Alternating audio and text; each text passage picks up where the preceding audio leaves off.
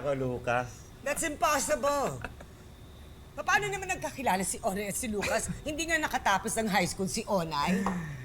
Alam mo, kahit si Lucas, hindi siya makapaniwala. Ha? Ako pa nga nag-ayos nun eh, nung una. And then he was high. He was hallucinating. Akala niya yung kasex niya, isang supermodel. Nung nalaman niya na isang maliit na babae yung kasex niya, galit na galit siya sa akin. Aling galit na galit talaga. Nandidiri pa siya, di ba? Pero ngayon, papakasalan pa niya. How ironic, Helena. Cheers to that. Papakasalan niya ngayon.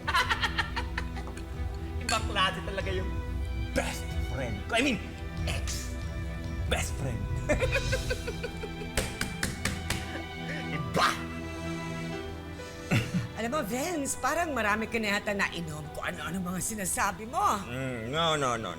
Then, now is the time to ask me anything. Sagutin kita kahit ano. Ngayon lang ako sumasagot kapag nakainom ako. So you're really serious? So serious. That it was... that Lucas' first sexual experience was that the Duende Onay? Secret natin to.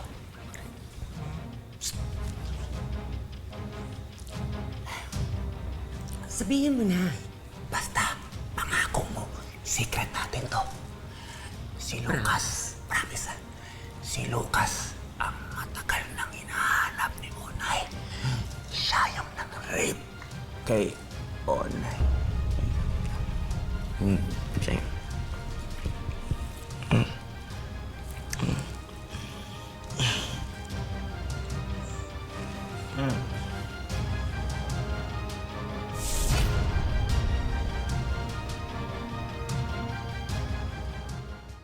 Sir, dami niyo nung nainom, sir.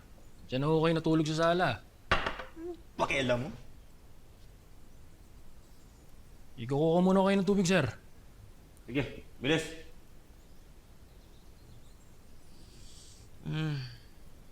Sakit.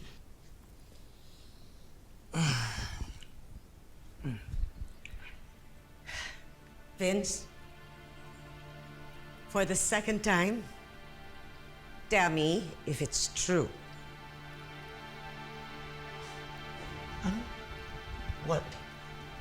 Anong true? Hindi mo maalala ang sinabi mo sa akin kagabi? To be honest, Selena, wala akong maalala. Well then, let me refresh your mind. Sinabi mo sa akin na ang rapist ni Onay ay si Lucas. Na siya ang tatay ni Myla.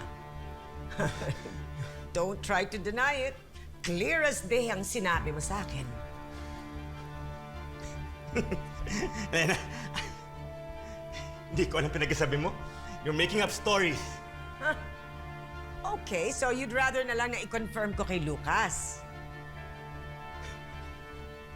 Don't dare. So, totoo nga. Hindi ko hahayaan na mabas ng sikretong to. Kasi malilintikan tayong dalawa. At kapag nagsalita ka, papatayin kita!